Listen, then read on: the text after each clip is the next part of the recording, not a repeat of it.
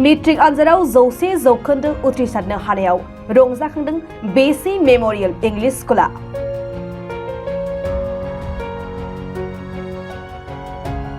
क'क्राझार सहरनि साहा थानाय बालागाव तिनिआलिनि बेसी मेमोरियल इंलिश स्कुलनिफ्राय देग्लायनि मेट्रिक आनजादाव सा 34 फरायसा फरायसुलिफोरा जिरायदोंमोन आरो मेट्रिक आनजादाव जिरायनाय गासै सा 34 बिजाथिफोरानो उथ्रिसार जानो हादों। बिनिनो सासे डिस्टिंशन सा 15 स्टार मार्क आरो सा 16 सेथि थाखोआव उथ्रिसारनानै फरायसालिनि मुंखौ गोजौ फारसे दोननो हादों।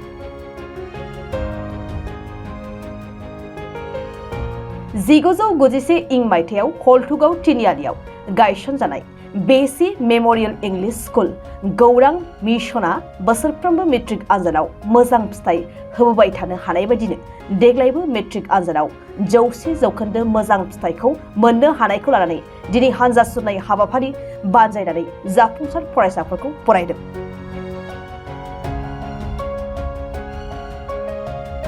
बेजों लोगोसेयैनो बेसी मेमोरियल इंलिश स्कुल गौरां मिशना देग्लायनिफ्राय फरायसालिखौ हायार सेकेन्डारि थाखोसिम फोजौखांनो थांखि लादों।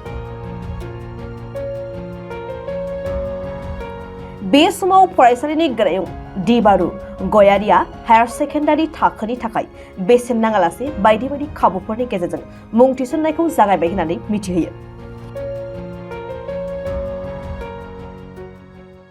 दिनै जोंनि बे 2024 मायथाइनि जि HLC मेट्रिक एग्जामनि जि रिजाल्ट बे रिजाल्टआ 100% पास जादों आरो लोगोसे पास जादों।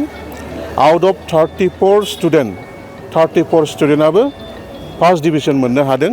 बिनि गेजेराव सासे डिस्टिंशन आरो सा 15 स्टार मार्क मोननो हादों आरो rest first division.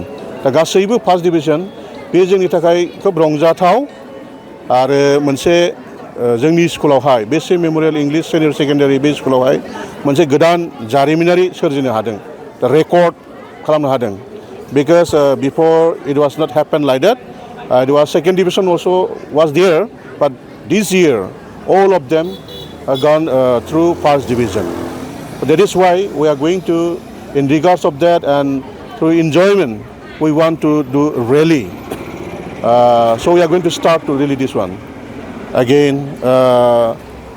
Moreover, from this year, we are going to give a class 11 admission we are going to take, and admission will be free for them. And then we have hostel facilities available, a girls hostel, boys hostel, both is there. And then our medium is specially English medium. But along with that, we are going to offer Bodo language, Bodo medium, as well as Assamese medium also going to take class there in our school. So every student, the vernacular students, the mediums, they can come and take admission from our school, and we are going to give a valuable education and good infrastructure also we have, and then facilities we are going to provide you a good systematic way, so you can come and take admission, especially the class 11 student. We are starting from today onward, distributing prospectus and forms. So prospectus and forms are available in our school. So you can come and take, and you can take admission. Admission is free. So देग्लायनि बे बोसोराव matric आनजादखौ होनाया 34 सामोन। बे 34 साबो गासिबो first division मोननो हादों। बेनि गेजेरावहाय डिस्टिंक्शन सासे, ओमफ्राय सा 15 स्टार मार्क मोननो हादों आरो गुबुना फारसे। दिनै नोंथांमोना बेयाव रंजानायजों एबा नोंथांनि जाफुंसारनायखौ लानानै बेयाव मोनसे हानजा सोरनाय हाबाफारि लादों। बबेनिफ्राय बबेसिम थांगोन नोंथांमोना? दा जोङो जोंनि स्कुल कम्पाउन्डनिफ्राय लानानै जोङो गिदिंनानैहाय ओरै टाउननि बाजार गेजेरजों गौरां थिनालि बे बालाजान थिनालिनिफ्राय गेजेरजों लानानैहाय जों ओरै गौरां हाइ स्कुल बेनिफ्राय स्कुलसिम बेबायदि जों खालामनो नाजादों आरो। जिहेतु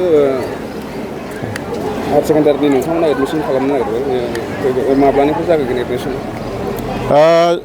एडमिसनाथ' जिहेतु काउन्सिल जि पर्टेल एडमिसननि पर्टेला खुलिथ'वाखै, अब्लाबो जोंनि स्कुलाव जोङो दा फर्मखौ होखाबाय। ओमफ्राय जोंनि स्कुलावनो फैनानै बेखौ लाफैनो हागौ, फर्मखौ साबमिट खालामनो हागौ। फर्म लांनानै बिनिफ्राय जोङो जोंनि स्कुलनिफ्रायनो जोङो बे दर्पण पर्टेलावहाय जों एप्लाइ खालामगोन दा बिनिखायनो जोङो दिनैनिफ्राय होजेनबाय प्रसपेक्टास आरो फर्मखौहाय आरो दिनैनिफ्रायनो लाखिजेनबाय दा इन्टारेस्टेड जायफोर स्टुडेन्टफोर जोंनि स्कुलावहाय जायफोर एडमिसन लानो गोसो जादों बिथांमोननो फैनानै लांफैनो हागौ आरो मानो होनब्ला जोंहा एडमिसनाबो फ्रि होदों देग्लाय जोङो जोबोद गोजोननाय मोन्दों जोंनि बेसि मेम'रियेल इंलिश सिनियर सेकेन्डारि स्कुला देग्लाय 34 स्टुडेन्ट एपियार जादोंमोन बेनि गेजेराव 34आवबो 34 पास जाजोबदों बेनिफ्राय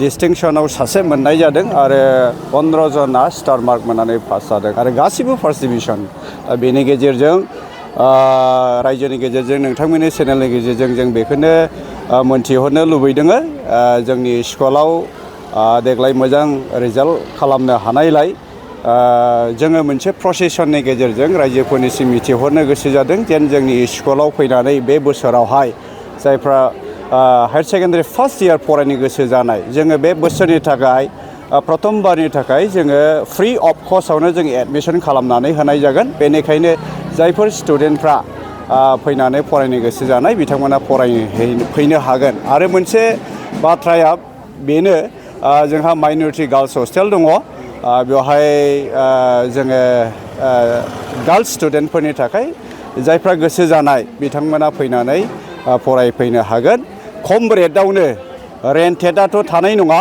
खिन्थु जानायनि थाखाय एसेब्लाबो खरसा पाति होनानै नोंथांमोना जोंनि बे बेसि मेम'रियेल इंलिश स्कुलाव फरायफैयोब्ला बे माइनरिटि गार्ल्स हस्टेलाव फरायनानै लाब खालामनो हागोन